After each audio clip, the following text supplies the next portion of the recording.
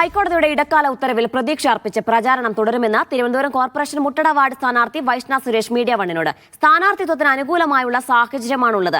കഴിഞ്ഞ ദിവസങ്ങളിൽ വ്യാപക സൈബർ ആക്രമണങ്ങൾ നേരിട്ടു. കോടതിയിലും നിയമ സംവിധാനങ്ങളിലും വിശ്വാസമുണ്ടെന്നും വൈഷ്ണ മീഡിയ വണ്ണിനോട് പറഞ്ഞു.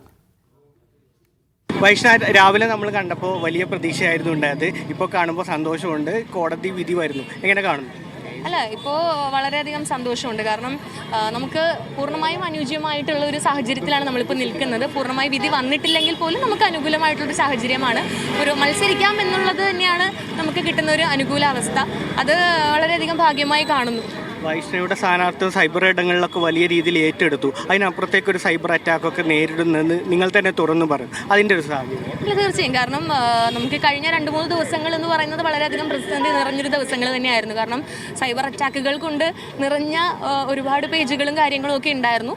പക്ഷെ എന്നിരുന്നാലും കുഴപ്പമില്ല, നമുക്ക് വളരെ പോസിറ്റീവായിട്ടൊരു സാഹചര്യമാണല്ലോ നിലവിലുള്ളത്. പിന്നെ തന്നെ മുന്നോട്ട് പോകുന്നത് തീർച്ചയായും. പിന്നെ ഇത് ഇലക്ഷൻ ആണല്ലോ, അപ്പോൾ അതിന് അതിൻ്റെതായ രീതിയിൽ മാത്രമേ കാണുന്നുള്ളൂ. CPM പേടിച്ചിട്ട് കൊണ്ടാണ് ഇങ്ങനെയൊക്കെ ചെയ്യുന്നത് എന്നുള്ളൊരു കാര്യമുണ്ട്. അതിന് എങ്ങനെയാണ് പറയുന്നത്? അങ്ങനെ ഒരു സംസാരമാണ് നിലവിലുള്ളത്. എല്ലാവരും അങ്ങനെയാണ് പറയുന്നത്. എന്നിരുന്നാൽ പോലും എല്ലാ സ്ഥാനാർത്ഥികളും ഒരേപോലെ തന്നെ ശക്തരാണ്.